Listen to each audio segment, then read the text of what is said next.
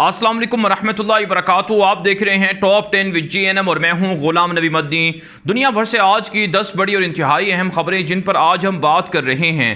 नाज़रीन किराम, आज 18 जून 2020 है और आज दिन है जुमेरात का। ये टॉप 10 विद GNM का शाम का बुलेटिन का सिलसिला शुरू कर लेते हैं। जो आज की पहली बड़ी खबर है, नाज़रीन किराम, नेपाल, भारत और चीन के मबैन जारी तनाज़े के हवाले से है। इत्तला सामने आ रही हैं कि चीन के बाद नेपाल ने भी भारत के 372 स्क्वायर किलोमीटर के इलाके को नेपाल में शामिल कर लिया है। वो मुतनाज़ा इलाका जिस पर भारत का कब्ज़ा था, नेपाल ने वो कब्ज़ा छुड़ाकर 372 स्क्वायर किलोमीटर का इलाका नेपाल के नए नक्शे में शामिल करके उसे मंजूर कर लिया गया है।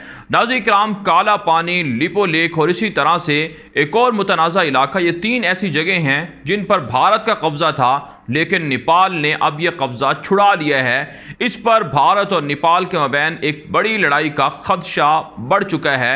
इत्तला सामने आ रही हैं कि चीन ने अपनी फ़ौजें नेपाल की मदद के लिए नेपाल पहुंचा दी हैं और इस वक्त भारत नेपाल के साथ और चीन के साथ बैक वक्त 2 महाज़ों पर और इसके साथ तीसरा महाज़ पाकिस्तान के साथ उलझा हुआ है। मकबूजा कश्मीर के अंदर मुजाहिदीन के हमले बढ़ चुके हैं और नाज़रीन किराम, जो 19 किलोमीटर तवील सड़क भारत नेपाल के इलाकों के अंदर बना रहा था वो भी मंसूबा धरा रह गया है और अब नाज़रीन किराम भारत चारों तरफ से फंस चुका है। यही वजह है नाज़रीन किराम, आने वाले चंद हफ्ते भारत की तबाही और बर्बादी के लिए इंतहाई अहम करार दिए जा रहे हैं। आगे बढ़ लेते हैं नाज़रीन किराम, जो आज की दूसरी बड़ी खबर है। ये चीन और भारत के मबैन जो नाज़रीन किराम 2 से 3 दिन पहले लड़ाई हुई थी, जिसमें भारत के अगरचे भारत 20 फौजियों के मारे जाने का दावा करता है लेकिन हक़ाइक़ इसके बरक्स हैं। 50 के करीब भारतीय फौजी मारे गए हैं। अब नाज़रीन किराम एक और नया मंजरनामा सामने आ रहा है, एक और ऐसी तस्वीर सामने आ रही हैं जिसने भारत के अंदर हलचल मचा दी है, खलबली मचा दी है। नाज़रीन किराम, चाइना ने भारतीय फौजियों को कैसे मारा, कैसे कत्ल किया, इस हवाले से कुछ ऐसी तस्वीर सामने आई हैं जिसमें लोहे की सलाखें हैं जिन पर कील लगे हुए हैं। देसी साख्ता ये हथियार चाइनीज़ फ़ौजों ने इस्तेमाल किए और उसके ज़रिए से भारत के 50 फौजी मार दिए।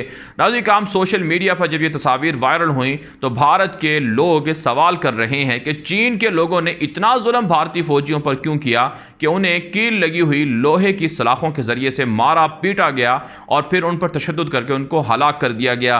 नाज़रीन किराम, भारत ये बात भूल गया है कि कश्मीर के अंदर जो लोगों पर जुल्म होता है वो इससे भी कहीं ज़्यादा भयानक होता है। भारत कश्मीरियों को गिरफ्तार करके जेलों में ले जाता है, वहाँ पर उन पर इतना तशद्दुद किया जाता है, उनके नाखून खींचे जाते हैं, उन पर बिजली की तारें छोड़ दी जाती हैं, उनको उबले हुए खोलते हुए पानी के अंदर उन पर गिराया जाता है। इतना तशद्दुद भारतीय जेलों में कश्मीरियों पर किया जाता है कि जिनको बयान नहीं किया जा सकता। आज भारतीय चीख रहे हैं कि क्यों उनको लोहे की सलाखों के ज़रिए से, कील लगी हुई सलाखों के ज़रिए से क्यों मारा पीटा गया। नाज़रीन किराम, अल्लाह की लाठी बेआवाज़ है और अल्लाह भारत से इंतकाम ले रहा है कश्मीर के मजलूम मुसलमानों पर होने वाले मजालिम का। इसके अलावा नाज़रीन किराम, चाइना से भारत की तरफ से लड़ाई है, दूसरी जानिब भारत ने चीन से तकरीबन $75 मिलियन का कर्जा भी ले लिया है।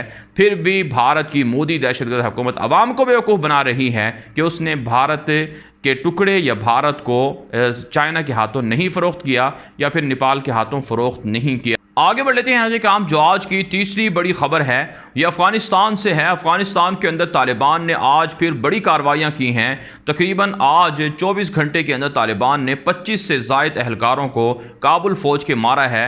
जोज़ान के अंदर बड़ी चौकियाँ तालिबान ने फ़तह करने का दावा किया है। साथ साथ नाज़रीन किराम, तालिबान के जो सियासी दफ्तर के तर्जुमान हैं सुहेल शाहीन, उन्होंने अपने ट्विटर अकाउंट पर लिखा है कि यूरोपियन ममालिक ने तालिबान से राब्ते शुरू कर दिए हैं। नॉर्वेजियन सफ़ीर जो अफ़गानिस्तान के उमूर के हवाले से यूरोप की नुमाइंदगी करते हैं, उन्होंने तालिबान के लीडरों से वीडियो लिंक के ज़रिए से गुफ्तगू की है। साथ साथ यूरोप के दीगर ममालिक भी तालिबान के जो अमेरिका के साथ एग्रीमेंट है, ये पीस प्रोसेस है, जो कैदियों की रिहाई का मामला है, उसे सराह रहे हैं।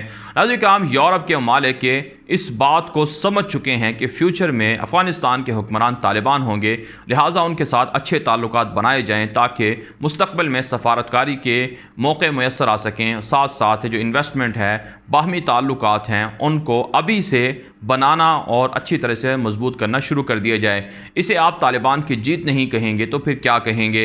आगे बढ़ लेते हैं नाज़रीन किराम, जो आज की चौथी बड़ी खबर है ये पाकिस्तान से है। पाकिस्तान के अंदर जमात-उद-दावा के सरबराह हाफिज सईद के करीबी 4 साथियों को सज़ा सुनाई गई है। उन पर इल्ज़ाम है कि उन्होंने माली मुआवनत की है जो दहशत गर्दी के लिए इस्तेमाल हुई है। अगरचे नाज़रीन किराम FATF का पाकिस्तान पर प्रेशर है, भारत प्रोपेगेंडा करता है और पाकिस्तान ने जमात-उद-दावा और इसी तरह से दीगर जो ऐसी तंजीमें हैं जो कश्मीर के अंदर काम करती रहीं उनके ख़िलाफ़ क्रैकडाउन शुरू कर रखा है। लेकिन अंदर के बाखबर ज़रा ये बताते हैं कि जो कुछ दुनिया को बताया या दिखाया जाता है दरअसल पर्दे के पीछे कहानी कुछ और होती है।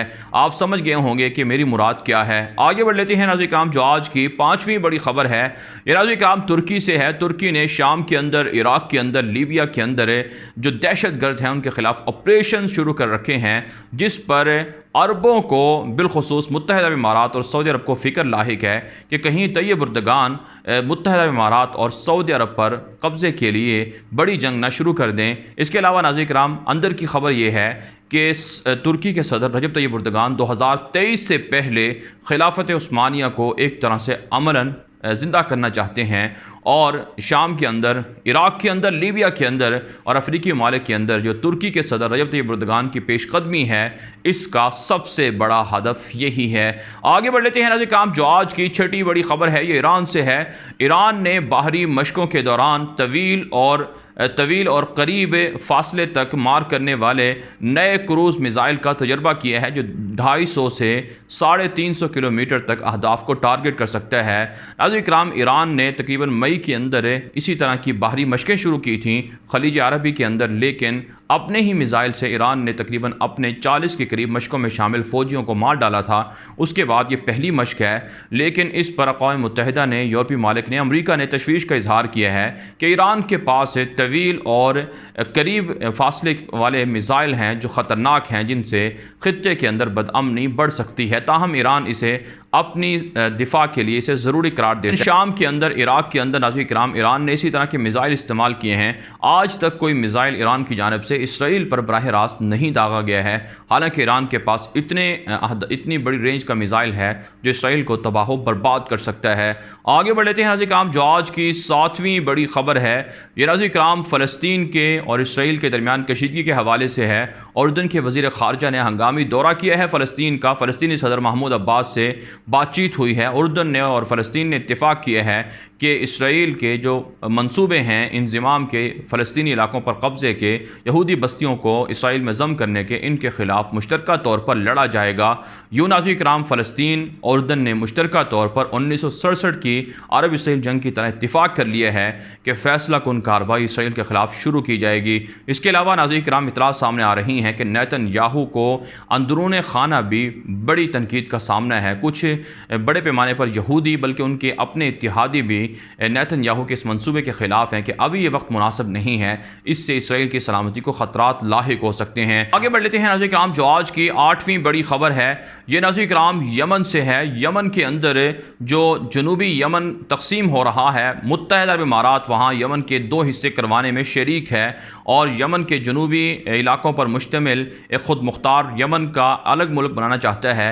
इस हवाले से नाज़रीन किराम ताज़ा तरीन अपडेट सामने आई हैं कि सऊदी अरब ने भी अब जनूबी यमन के इलाकों से अपनी फ़ौजें वापस बुला ली हैं। यूं नाज़रीन किराम आज़ादी पसंद, अलहदगी पसंदों के दरमियान और यमन की मुंतखब हुकूमत की फ़ौजें और हूसियों के माबैन झड़पें शुरू हो चुकी हैं। यमन की मुंतखब हुकूमत जिसे सऊदी अरब का इत्तिहाद सपोर्ट कर रहा था, उन्होंने इल्ज़ाम लगाया है कि सऊदी अरब उनको धोखा दे रहा है, वो उनके साथ इत्तिहाद कर चुका है, उनका वो हलीफ है, लेकिन फिर क्यों यमन के अलहदगी पसंदों के हवाले से अपनी पेशकदमी को रोके हुए है, क्यों अपनी फ़ौजें वापस बुला रहा है। नाज़रीन किराम यमन की जंग को 5 साल से ज़ायद का अरसा हो चुका है। सऊदी इत्तिहाद और हूसियों के दरमियान झड़पें चलती हैं, लेकिन आज तक किसी को वाज़ेह अक्सरियत नहीं मिली और अब मुत्तहिदा इमारात वहाँ पर यमन को टुकड़े टुकड़े करवा रहा है, जिससे यमन की सलामती मुतासर होगी और साथ साथ यहूदियों को और मगरबी तागूती ताकतों को मौके मिलेंगे कि वो यमन के वसाइल पर कब्ज़ा कर सकें। आगे बढ़ लेते हैं नाज़रीन किराम, जो आज की 9वीं बड़ी खबर है, यह अक़वाम मुत्तहिदा की महाजरीन के हवाले से एक ताज़ा रिपोर्ट सामने आई है। 2019 के अंदर दुनिया भर के अंदर महाजरीन की तादाद तकरीबन 80 मिलियन के करीब रिकॉर्ड की गई है। 10 साल पहले दुनिया भर के अंदर महाजरीन की तादाद तकरीबन 40 मिलियन थी। यूं नाज़रीन किराम 10 साल के अरसे में महाजरीन की तादाद में दुगना इजाफा हुआ है और इस वक्त सूरत हाल ये है कि शाम से, इराक़ से, यमन से, अफ़गानिस्तान से, वेनेज़ुएला से और इसी तरह से मुख्तलिफ़ दीगर ममालिक से लाखों की तादाद में लोग हिजरत पर मजबूर हैं। बिलखुसूस म्यांमार से भी जो बुद्धिस्ट दहशत गर्दों के मजालिम का शिकार हैं, लाखों की तादाद में म्यांमार, बर्मा से मुसलमान हिजरत पर मजबूर हुए। सबसे ज़्यादा दुनिया के अंदर जंगों से मुतासर मुसलमान हैं और अक़वाम मुत्तहिदा मुसलमान ममालिक में जंगों को रुकवाने में नाकाम है। इसका मतलब है कि आलमी ताक़ूती ताकतें जो मुसलमानों पर हमला करती हैं उनके साथ अक़वाम मुत्तहिदा भी शामिल है। नाज़रीन जो आज की 10वीं बड़ी खबर है ये पाकिस्तान से है। पाकिस्तान के अंदर मुत्तहिदा कौमी मूवमेंट के एक बानी रहनुमा थे डॉक्टर इमरान फ़ारूक, उनको कत्ल कर दिया गया था दिसंबर 2010 में लंदन के अंदर। उनके मरकज़ी मुलज़िम अल्ताफ़ हुसैन जो पाकिस्तान से फ़रार हैं उनको करार दिया गया था। साथ साथ आज पाकिस्तान की अदालत ने 10 साल के बाद इस मुकदमे का फ़ैसला सुनाया है। 3 मुलज़मान जो अल्ताफ़ हुसैन के करीबी साथी थे जिन्होंने इमरान फ़ारूक को कत्ल किया, उन पर फ़र्द जुर्म आयद करके उन्हें उम्र कैद की सज़ाएँ सुनाई हैं। क्योंकि बरतानिया से जब मुजरमों को हवालगी का मामला हुआ तो उस वक्त एग्रीमेंट हुआ था कि उनको सज़ाए मौत नहीं दी जाएगी, इसलिए तीनों मुजरमों को उम्र कैद की सज़ा सुनाई गई है। साथ साथ 10 लाख का जुर्माना भी आयद किया गया है। पाकिस्तान के अंदर इंसाफ के सिस्टम को बुलंद करना चाहिए और जो मुजरिम हैं उनको फौरी सज़ाएँ देनी चाहिए। सज़ाओं में ताख़ीर का मतलब है कि मुजरमों को ज़्यादा से ज़्यादा जुर्म करने के मौके फ़राहम करना। बहरहाल नाज़रीन किराम दुनिया भर से थी आज की 10 बड़ी खबरें। इन खबरों के हवाले से आपकी क्या राय है? अपनी राय कमेंट के ज़रिए से ज़रूर हम तक पहुँचाएँ। आज के लिए इतना ही, इजाज़त दीजिए। अल्लाह हाफ़िज़।